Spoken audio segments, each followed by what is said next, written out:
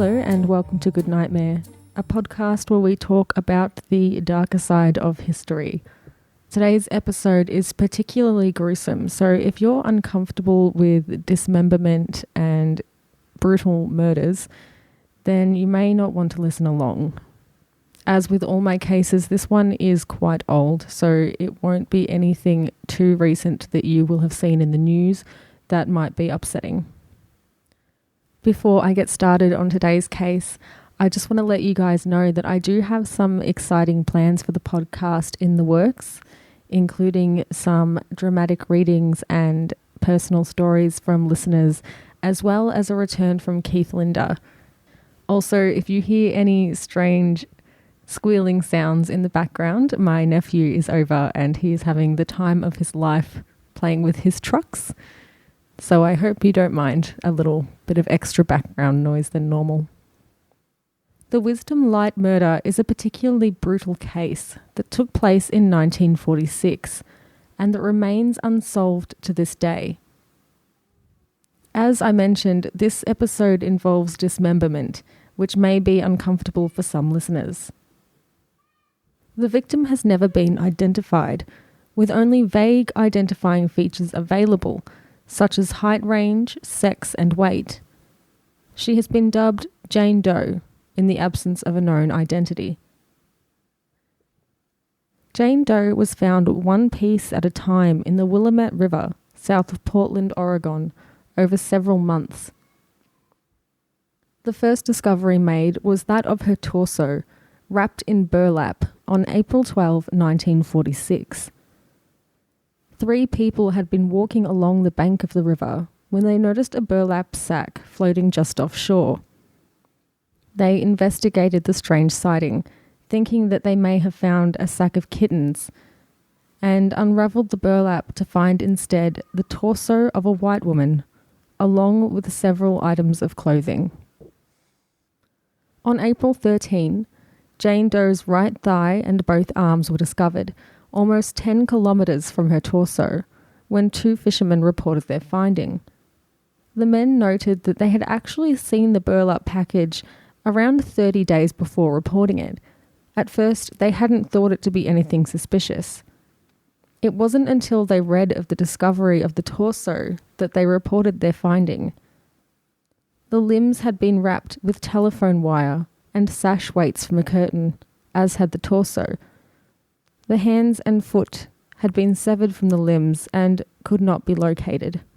In July of the same year, the left thigh was discovered under the Oregon City Bridge, and on July 29, it was reported that bundles of women's clothing had also been discovered in the Clackamas River, leading police to believe that the woman's body had been dumped in both rivers. September, unfortunately, brought the discovery of, quote, fragments of a human scalp. And in October, the woman's severed head was located near where her torso had been found, stumbled upon by a married couple.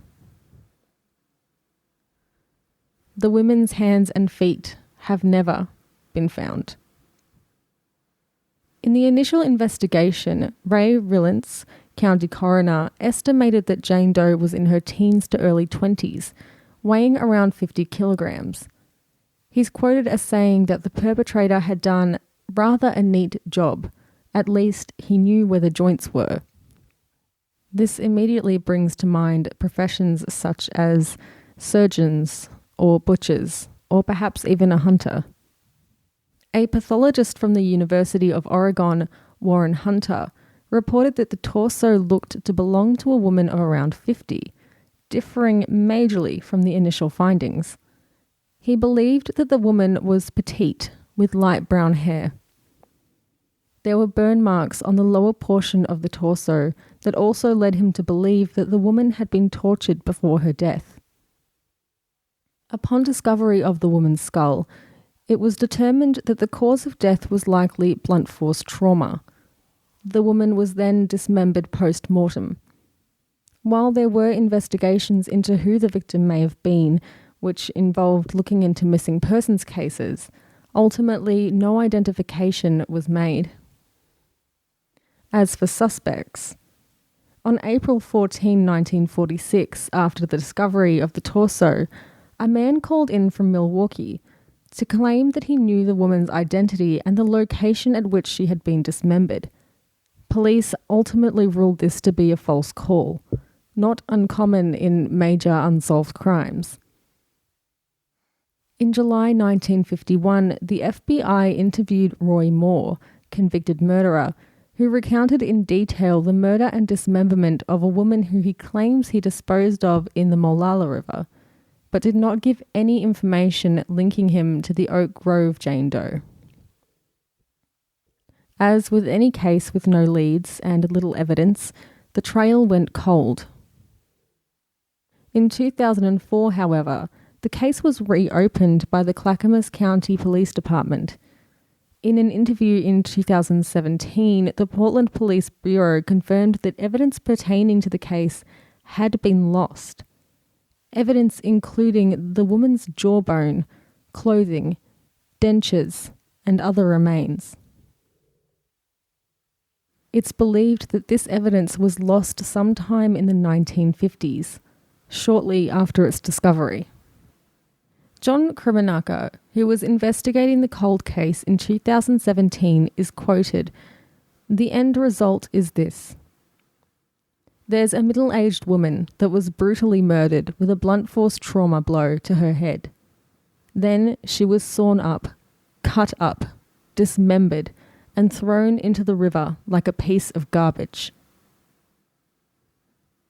There have been no new leads, and it's likely the case will never be solved due to the loss of witnesses, evidence, and documentation.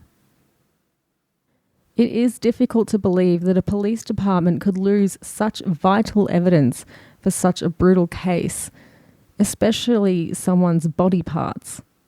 Though, as with Bella and the Wych Elm, we know that it's not necessarily uncommon. There have been cases in the past of missing skulls, missing organs, and often in cases that remain unsolved. I'm sure the conspiracy theorist in all of us pricks its ears whenever it hears something like this, especially when the evidence missing is so crucial, or when it's the actual body or parts of the body of a victim. As for a possible identity, as mentioned, several missing persons cases were investigated for possible leads, though none seem to have come to fruition. In 1946, when the body was discovered, a notice was posted in the Altoona Mirror looking for a Mrs. Marl N. Nastos, who had been missing since August 24, 1945. The notice describes her as follows: aged 47, 5 feet 2 inches tall, weighing 130 pounds, with brown eyes and brown hair. A description that matched that of the Oak Grove Jane Doe. Though I couldn't find any details as to why, it appears that Nastos was ruled out as a match. Crime writers J.D. Chandler and Joshua Fisher theorized that the murdered woman was Anna Schrader. Schrader had allegedly had an affair with a man named William Bruning, a married police lieutenant. During a heated argument in 1929, a gun was fired, and Bruning broke several of Schrader's ribs following the gun firing when he tackled her. Schrader had allegedly told friends in the weeks leading up to the discovery of the body that she had been planning to move to Minnesota. Around the time the body was discovered, there was a notice in the Oregonian seeking Anna Schrader, who was considered missing. As of 2017, no public records of Anna's life or death are known. Jane Doe's physical description is said to have matched that of Anna Schrader. While Anna Schrader seems like a match for this unidentified woman, there were plenty of other missing women in dire situations who matched the description of Jane Doe. It's impossible to determine whether this theory holds water, especially given there is little to no remaining evidence for the case. The first tragedy in this case occurred at the time of the murder. The second at the callous dismemberment and disposal of the body. The third at the loss of evidence. And the final tragedy is that the life and identity of this woman remains unknown. We can only hope now, with the case being reopened and with some outstanding matches in DNA evidence to other cold cases, that perhaps something will come out of the woodwork. Thank you so much for listening. I really hope that you enjoyed today's episode. It was one of the darker topics of Good Nightmare.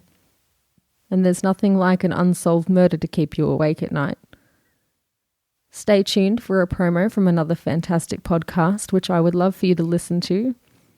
If you would like to get in touch with me, I'm on social media, on Twitter and Instagram at goodnightmare_s, on Facebook at goodnightmarepod, or you can email me at goodnightmare_s@outlook.com. I'm always happy to interact with anyone who listens to the show, or even if you're not a regular listener, I'm always happy to interact with anyone who shares common interests.